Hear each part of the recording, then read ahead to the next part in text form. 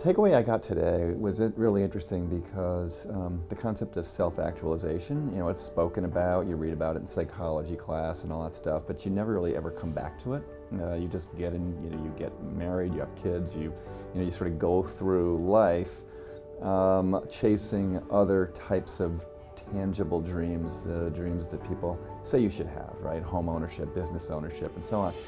Today, it reinvigorated in me a concept of this self-actualization, which is ultimately the only goal, and everything else sort of stems from that.